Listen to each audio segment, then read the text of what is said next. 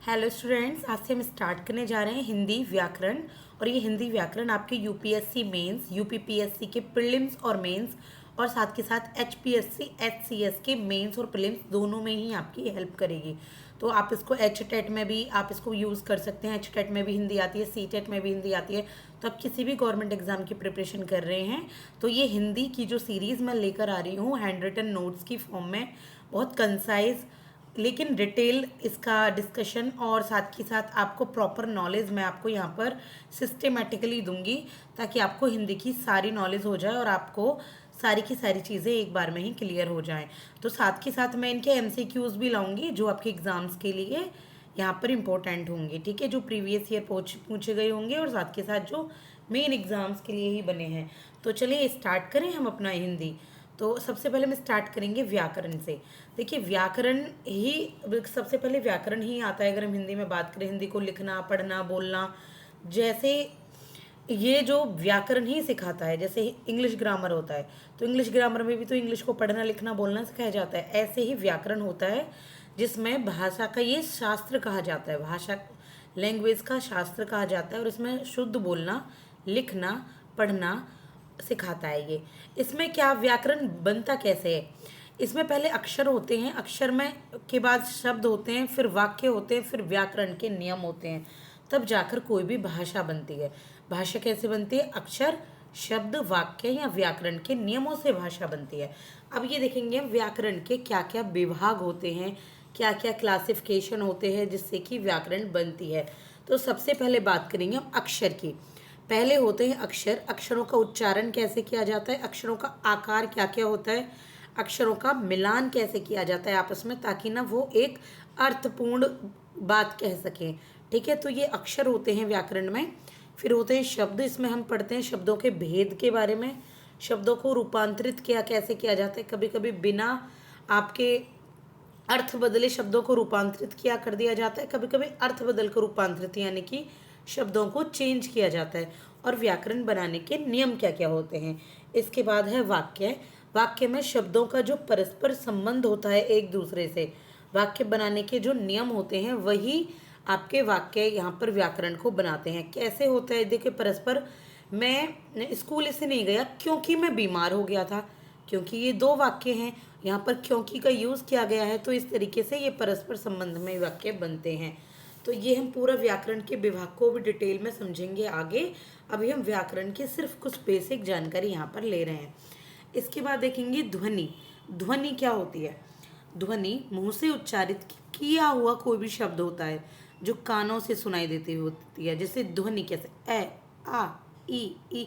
आप कोई भी ध्वनि सुन रहे हैं, मुंह से उच्चारित कर रहे हैं या अपने कानों से सुन रहे हैं, किसी को कोई बुला रहा है, रमेश, ये ध्वनि ये, तो ये होती है ध्वनि। और वर्ण क्या होता है? वर्ण जिनका खंडन नहीं किया जा सकता, जिनको तोड़ ही नहीं सकते, तोड़ोगे उसका कोई मतलब ही नहीं रहता। जैसे का खा गा आ टा, कोई भी जो भी वर्णमाला, वर्णमाला किसको कहते हैं? जो इन वर्णों की ही माला होती है। और वर्ण क्या होते हैं? जो वर्णमाला का ही एक वर्ण है, एक प्रकार है, ये होती है वर्ण।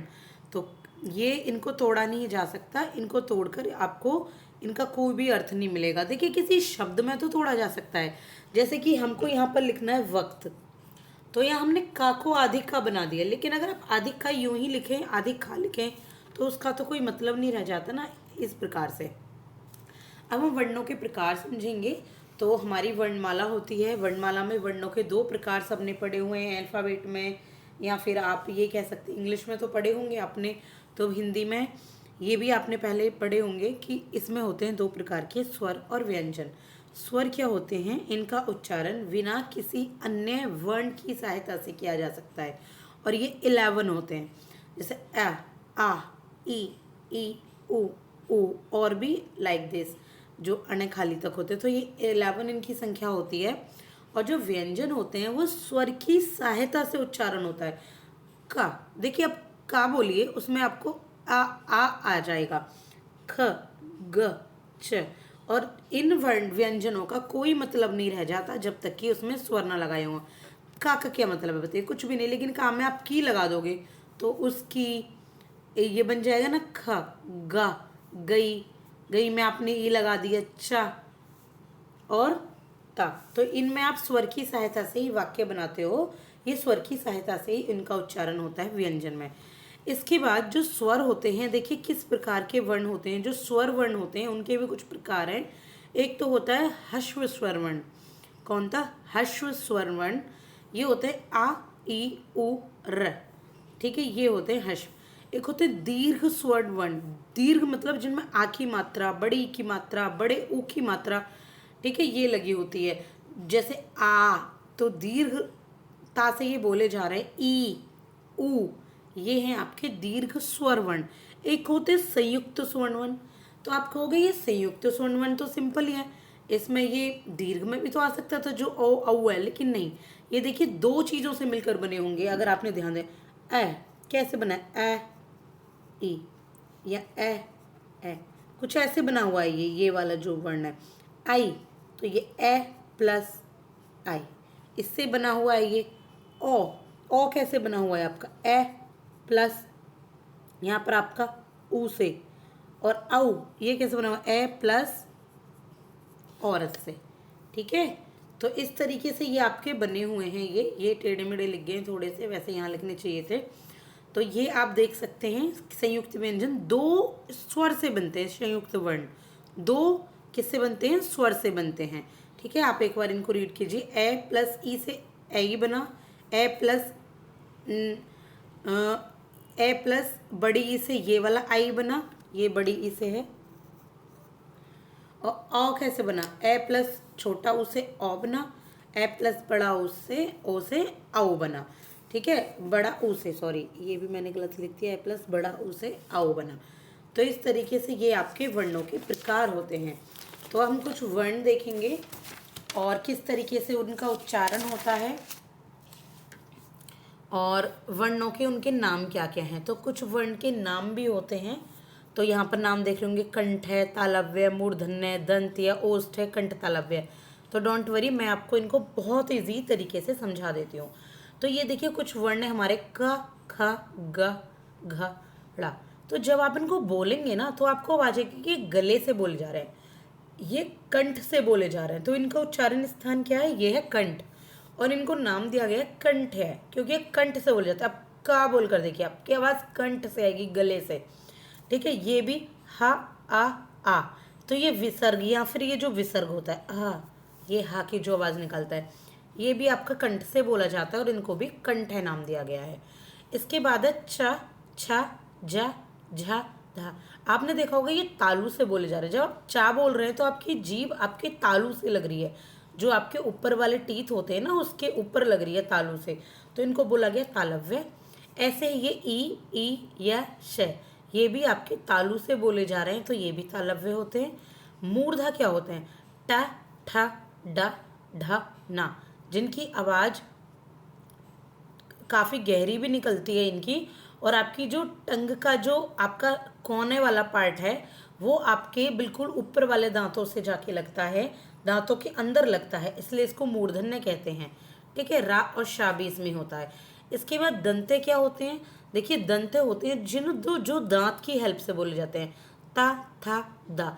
इसमें सिर्फ आप अपनी टंग को नोटिस कर सकते हैं कि जब आप ता, था, दा बोल रहे हैं तो आपकी टंग सीधे दांतों पर लग रहे हैं। मूर्धन्य में दांतों के अंदर लगती है, तालु में सीधे बीचों बीच तालु में लगती है। लेकिन दंते में आपके जो ता, था, दा, धा, ना है, ये आपके बिल्कुल दांतों में लग रही है, ऊपर वाले में।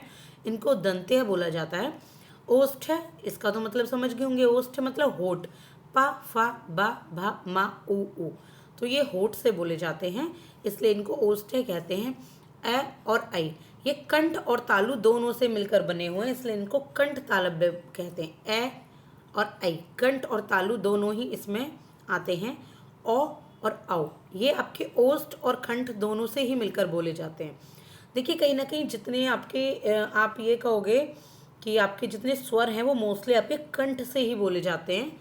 और ये होठों की सहायता से जो आपके स्वर बोले जाते हैं उनको कंठोष्ठ कहते हैं। इन दोनों को मिलाकर बन गया कंठोष्ठ। वाह आपका दंत और ओष्ठ से बोला जाता है, दंतोष्ठ है। याद रखिएगा दंतोष्ठ सिर्फ एक ही है यहाँ पे, वाह। इसके बाद रा, ना, रा, ड़ा और रशी और ना, मा, ये आपके नासिक। आप इनको बोलकर देखिए, ये नासिक, नाक से आवाज़ आती है, इसको कहते हैं अनुनासिक।